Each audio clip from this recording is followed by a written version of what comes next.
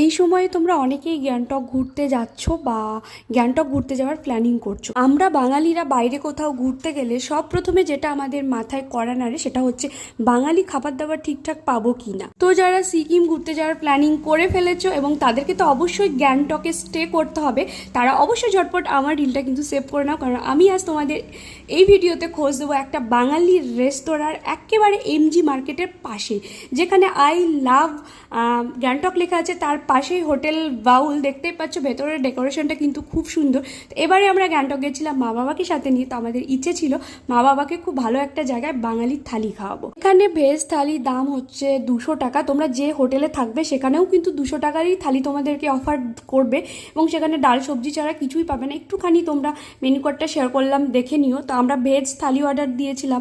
চলো থালিতে কি কি ছিল সেটা তোমাদের দেখায়। প্রথমে এখানে ছিল পুঁই ডাঁটা, মিষ্টি কুমড়ো, বড়ি ভেঙে দিয়ে বাঙালির যে প্রিয় একটা পাঁচ তরকারি সেটা, আলু পোস্ত, আর ছিল ডাল, বেগুন ভাজা, ঝুরঝুরে আলু ভাজা, পাঁপড় ভাজা, সঙ্গে তো স্যালাড ছিল, আর ছিল টমেটোর চাটনি। এত কিছু, আর কোয়ান্টিটি দেখে বুঝতেই পারছো একজনের পক্ষে তো এনাফ খাওয়া দাওয়া, মানে ভাতের পরিমাণটাও বেশ অনেকটা।